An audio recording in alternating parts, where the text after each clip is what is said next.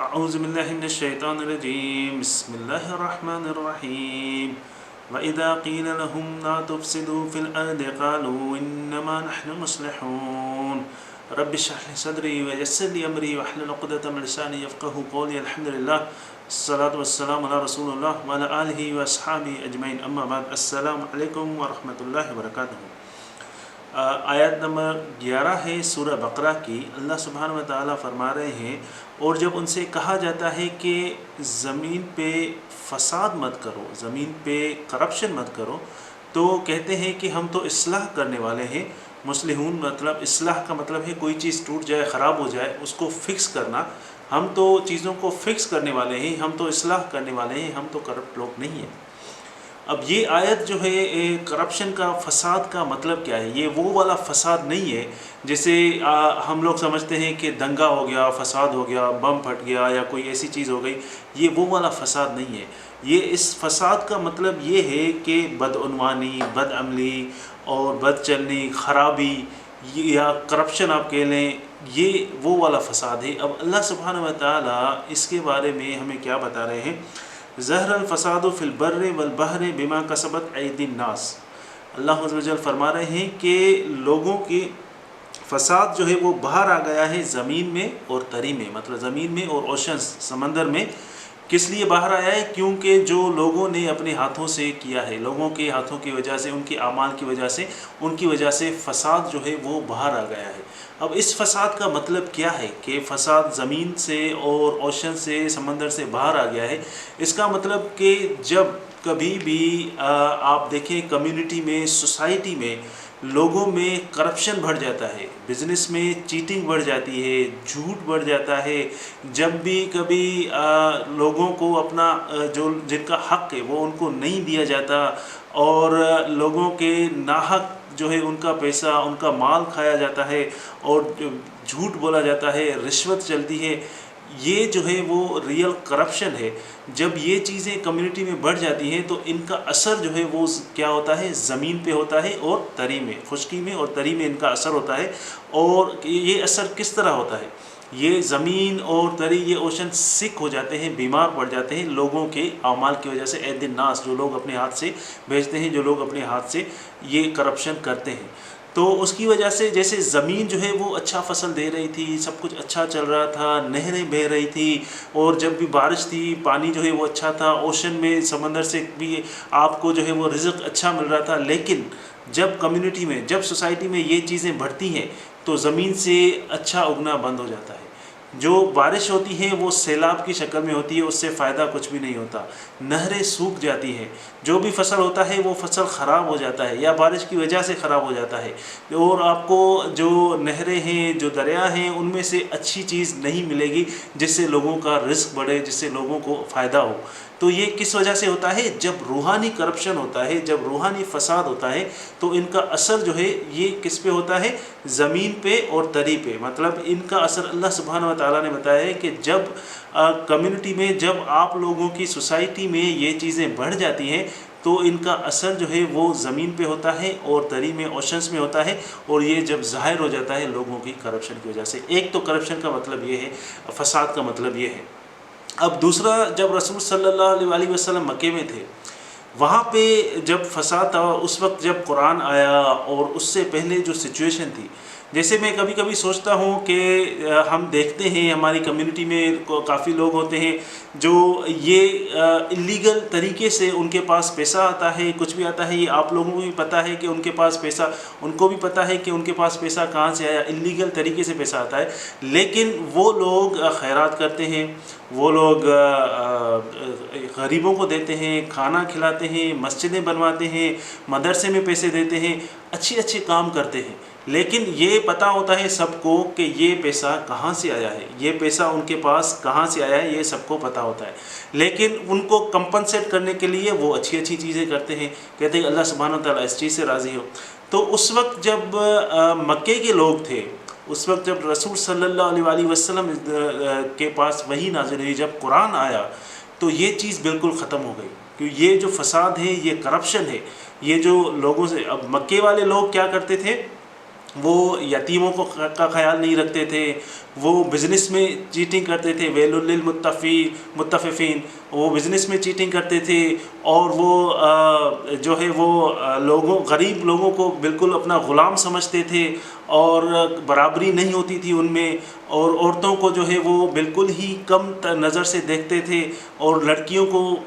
گاڑ دیتے تھے زندہ ہی زمین میں۔ تو یہ چیزیں ان میں یہ خرابیاں تھیں۔ لیکن جب حاجی جب ان کے پاس جاتے تھے، حج جو ہے وہ ابراہیم علیہ السلام کے دور سے چلا آ رہا ہے، جب حاجی ان کے پاس جاتے تھے سقایت الحج، وہ لوگوں کو پانی پلاتے تھے، حاجیوں کو پانی پلاتے تھے، ان کی خدمت کرتے تھے، ان کے جو ہے وہ مہمان نوازی کرتے تھے، اور ان کو رہنے کی جگہ دیتے تھے۔ ان کے لیے تو کیا ہوگا، اب جب وہ حجاج جو ہے وہ حاجی، کوئی بھی حاجی گیا وہاں پہ اور ان کو کھانا بھی ملا، پانی بھی ملا، ان کی مہمان نوازی ہوئی، تو وہ جب وہاں سے مکے سے باہر جائے گا تو کیا کہے گا، مکے والے لوگ بہت اچھے ہیں، انہوں نے میرے جو مہمان نوازی کی۔ لیکن جو ان کے اندر کے افیئرس تھے، جو اندر کی باتیں تھیں، وہ بالکل ہی کرپٹ تھی، فساد تھا۔ وہ کیا تھا، وہ انجسٹس تھا، ناانصافی تھی وہاں پہ، اور وہاں پہ یتیم کا خیال، غریب کا خیال نہیں رکھا جاتا تھا، اور بزنس میں چیٹنگ ہوتی تھی، اور غریبوں کو غلام سمجھا جاتا تھا، عورتوں کو بالکل کچھ بھی نہیں سمجھا جاتا تھا۔ تو اندر کی چیزیں یہ تھی۔ تو اللہ سبحانہ و تعالیٰ فرما رہے ہیں، تم لوگ کیا سمجھتے ہو کہ حاجیوں کو پانی پلانے سے تمہاری مغفرت ہو جائے گی، تم معاف ہو جاؤ گے؟ تو یہ چیزیں، اس فساد جو ہے، ریئل فساد یہ ہے، جب قرآن آیا، جب قرآن اللہ سبحانہ و تعالیٰ نے بھیجا تو یہ چیز بالکل ختم ہو گئی۔ اب اللہ سبحانہ و تعالیٰ کے نزدیک وہ لوگ تھے جس کا زیادہ تقویٰ ہے، باقی سارے لوگ آپس میں برابر ہیں، اور تقویٰ آپ اور میں دیکھ نہیں سکتے، وہ صرف اللہ سبحانہ و تعالیٰ کو ہی پتہ ہے۔ تو باقی سارے لوگ برابر ہیں، ان میں کوئی بھی جو ہے وہ